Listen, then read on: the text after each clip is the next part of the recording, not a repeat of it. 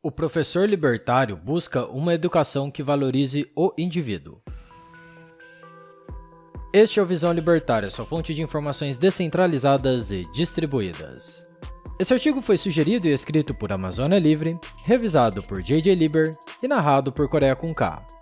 Diante dos ótimos vídeos com tema educacional neste canal, gostaria de compartilhar com vocês uma visão libertária especificamente sobre a docência. De nenhuma maneira pretendo dizer aos professores como devem agir em sala de aula, o que devem fazer ou como devem tratar os alunos. Nada disso. Humildemente venho apresentar algumas experiências e colocá-las ao debate, que tenho certeza que será frutífero para todos, inclusive para mim. Permita-me apresentar meu ponto de vista e nos comentários podemos debater.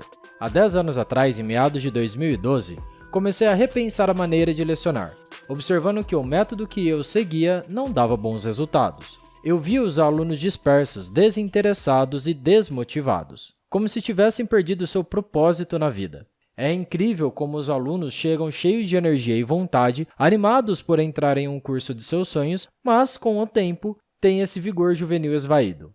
Entram como num estado de letargia permanente, em que dançam com a melancolia, beirando a depressão. Como autodefesa para essa apatia, surge uma necessidade de se engajar em algo que faça algum sentido, ainda que seja sem sentido. Então, como no instinto de fuga, muitos entram para drogas e alcoolismo. Outros entram para o movimento estudantil que, com suas pautas coletivistas e autoritárias, dão um ar de importância aos idiotas úteis ali engajados. Ainda há outros que dedicam a ONGs, que lhes roubam o tempo e a alma em atividades pró-Estado. Já os estudantes mais velhos e os que trabalham se mostram mais resilientes. Esses já têm um propósito definido na vida e a perda de sentido lhes fustiga menos. Para esses últimos, a universidade é um obstáculo a ser vencido o mais rápido possível.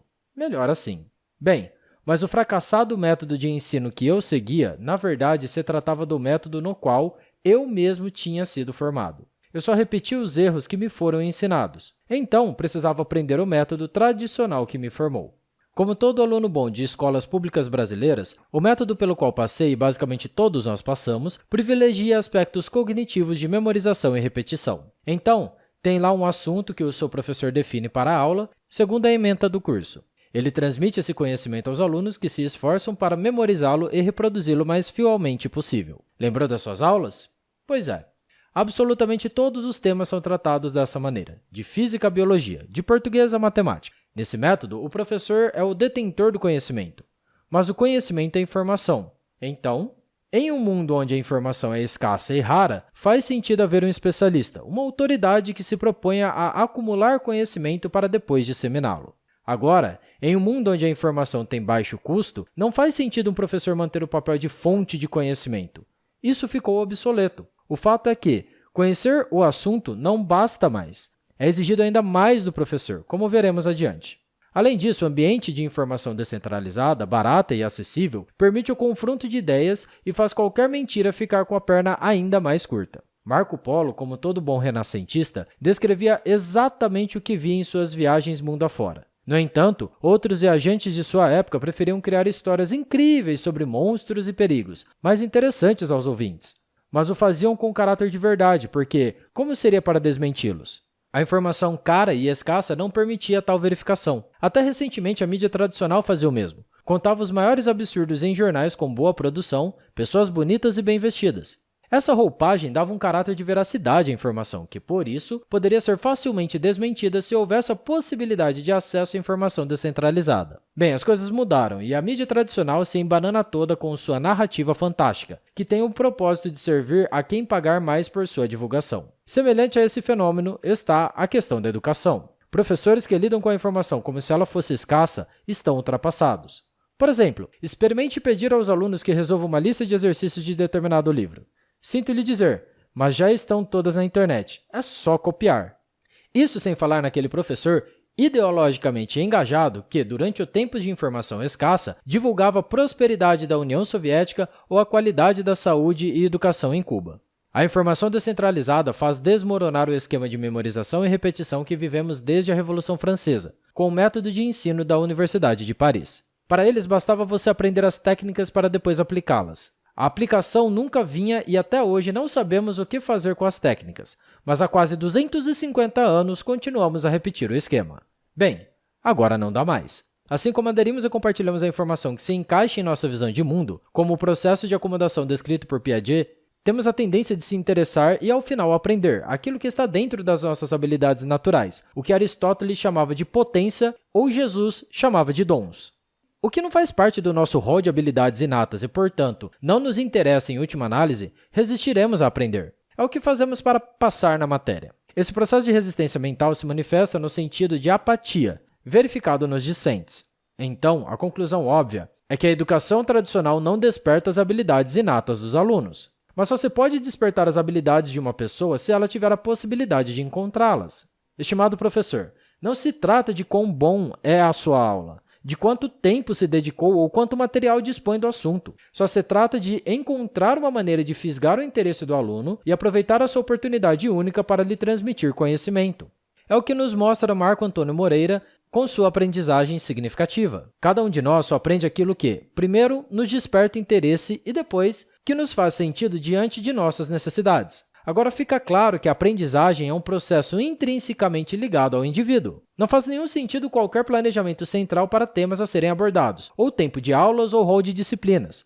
Então, podemos ver quanto o MEC, com suas políticas uniformizadoras da educação, atrapalha no processo de aprendizagem do indivíduo. Pois bem, se precisamos do interesse do aluno como algo que lhe faça sentido prático, estamos falando da experiência de John Dewey, que preconiza o dueto teoria-prática, muito utilizado pelo ensino militar no Brasil. A ideia de combinar teoria e prática em sala de aula evolui com o método CDIO, sigla de Conceive, Design, Implement, Operate, no qual, partindo de um conceito teórico, projeta-se uma aplicação desse conceito no mundo real, que é implementado operando um sistema, seja uma máquina, instrumento ou computador. Esse processo CDIO deve se dar no período de uma aula, no fechamento da disciplina, no âmbito do curso e há lugares em que toda a universidade partilha dessa lógica.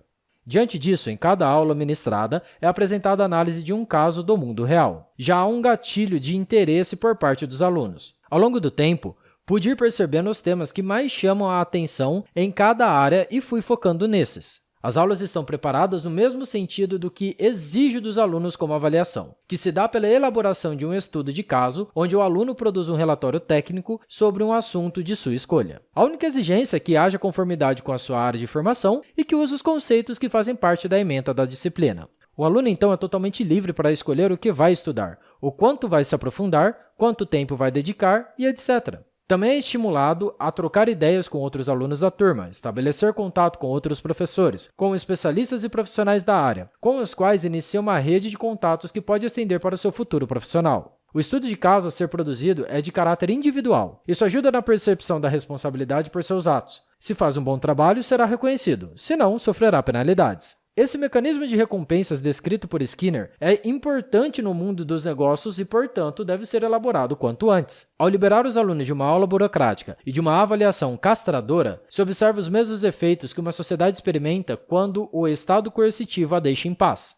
Aparecem soluções para problemas de todos os tipos enfrentados por famílias, empresas e mesmo por órgãos estatais, que culmina em melhor ambiente de trabalho e melhores serviços prestados. Ao aumento da capacidade imaginativa, que culmina em inovações. As pessoas se mostram mais motivadas a buscar seus objetivos, a lutar pelo que lhe faz sentido na vida, que culmina em melhora na qualidade de vida. Mises tinha razão. Ideias mudam o mundo. Ao final do processo, o aluno se mostra com um ganho de confiança, com orgulho de ter avançado em algo factível de seu interesse e que lhe faz sentido. Muito além de saber que aprendeu e foi aprovado na disciplina, agora ele sabe o que pode fazer, que é capaz. Isso gera um sentimento de independência e capacidade individual, que projeta a pessoa para voos cada vez mais altos. Nesse método, a função primordial do professor é de orientador, já que tudo é canalizado para a produção de estudo de caso, a ser desenvolvido pelo aluno. Portanto, os incentivos entre professor e aluno estão alinhados. O grande mérito do professor é não atrapalhar o aluno na descoberta daquilo que faz sentido a ele enquanto indivíduo, e que deveria ser a mesma função do Estado, não atrapalhar o indivíduo. Assim que o aluno descobre um tema para tratar, cabe ao professor assessorá-lo com sua experiência, orientá-lo para não abrir demais o leque, estimulá-lo no aprofundamento do tema e ajudá-lo com dados e outras formas de abordagem. Essa é minha arte, a qual aperfeiçoo continuamente. Aqui na descrição, seguem links para os outros vídeos do canal com temas educacionais. Por fim, fica patente que a educação libertadora nada tem a ver com as ideias de Paulo Freire. A educação libertadora tem foco no desenvolvimento de habilidades inatas de cada pessoa. E são esses indivíduos livres, cientes de suas capacidades, que associando-se voluntariamente, construirão as futuras sociedades de leis privadas. Ou coisas ainda mais incríveis e inimagináveis para a nossa realidade atual. Obrigado pela sua audiência. Se você gostou desse artigo, clique no ícone de curtir abaixo e compartilhe o vídeo em sua rede social. Se você deseja ser notificado de outros vídeos, clique em se inscrever e depois no ícone da campainha. Até a próxima e tchau!